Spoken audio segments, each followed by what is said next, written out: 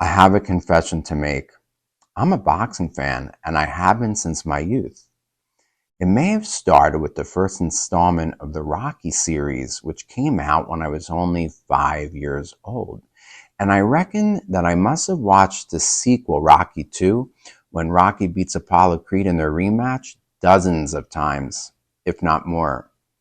In the Philadelphia area where I grew up, the locals were so reverent of the Rocky character that many of them think that Rocky was a real person, not just a movie character. His statue still stands in front of the steps of the Philadelphia Art Museum, to which people still make pilgrimage today and run up the same steps as the character famously does in the climax of the training montage on the eve of his rematch with Apollo. Now, to a casual observer, a boxing match seems to be nothing more than two combatants slugging it out in a ring, with no more sophistication than two guys slugging it out in a bar. But to those of us who've either taken up the sport or follow it as more than just casual fans, we often refer to the sport of boxing as the sweet science.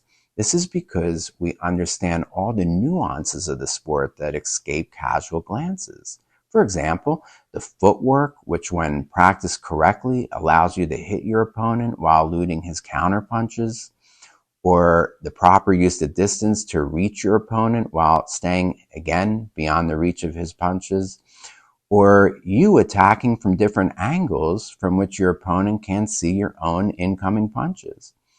When you think of practitioners of the sweet science who've practiced it on a high level, names like Muhammad Ali, Sugar Ray Leonard, and Floyd Mayweather come to mind. Now, to keep the sport of boxing a sport and to prevent it from devolving into a bar fight, it's governed by a set of rules originally known as the Marquess of Queensberry rules. Since the 1860s, boxing has been governed by these rules, which have evolved over time to regulate, for example, the use of the equipment used in the sport, such as the gloves and the ring. These rules also govern the sport's etiquette, not just of the fighters, but of other participants too, such as the referee and each other's corner. They stipulate which punches are legitimate and which aren't. For example, a boxer is not allowed to punch his opponent's back, which would endanger his kidneys, or punch him in the back of his head, which would also lead to serious injury. So long as these rules are observed by all the participants, the sport of boxing remains a sport, even if sometimes brutal. But what happens if during the match one of the two combatants decides to jettison these rules altogether and introduces a gun or a knife? Now his opponent, who thought he was participating in a boxing match, is confronted with a serious predicament. He can either continue to stay within the rules himself and get killed, or contrary to his own disposition, meet his opponent at this new bar which his opponent has set, which is no longer that of a boxing match, but a fight to the death. If he chooses the former, he dies a beloved martyr for its sportsmanlike conduct and vigorous observance of the rules. But if he chooses to survive, he must meet his opponent according to the new rules that his opponent has set, now earning the opprobrium of everyone in attendance. Now let's apply this paradigm to the Israeli-Palestinian conflict that has been unfolding itself before us for nearly a century, this current round just being the latest of many. Its modern-day origins can be traced back roughly 100 years ago, after waves of Jews had been returning to the Jewish homeland, the land of Israel, for several decades, owing to intolerable circumstances that endangered their lives back in Europe. The local Arabs, who would become known later as the Palestinians, grew increasingly hostile to these Jewish returnees. Around 1920, the first signs of what could be called the Palestinian national movement can be discerned.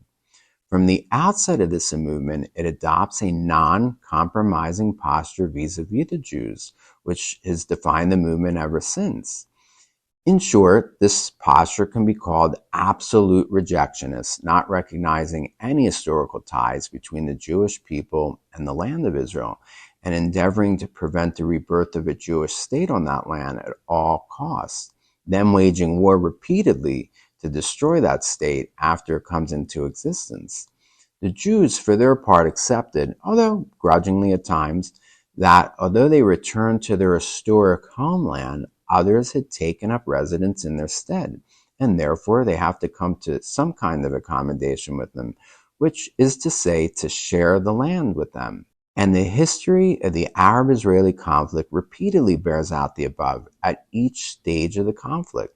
The Jews have agreed to the notion of sharing the land, while the Arabs have remained steadfast and committed to their maximalist goal of annihilating the Jewish state and presence in the land of Israel altogether. So, returning to our boxing paradigm, since the beginning of this boxing match, both boxers have been fighting round after bitter round with all their hearts, but the Jewish pugilist all the while has been fighting under the presumption that the fight can conclude with a split decision, where the land is ultimately shared or split between the two combatants. But much to his surprise and disconcertment, he discovers that his Arab opponent was never fighting under some illusion that this was a boxing match at all.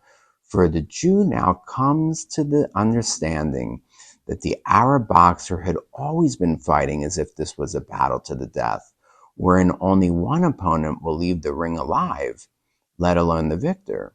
Now the Jewish boxer is facing the following predicament. He can continue to observe the rules that govern the sport, for which he'll be praised by the whole world for his good sportsmanlike conduct, although it will ultimately cost him his very existence. But of course, he can take comfort knowing that his good sportsmanlike conduct and observance of the rules, although it will cost him his life, will also earn him the building of museums all over the world that eulogize the nobility of his soul for having chose martyrdom for the sake of sportsmanlike conduct and the appeasement of boxing fans of good conscience the world over.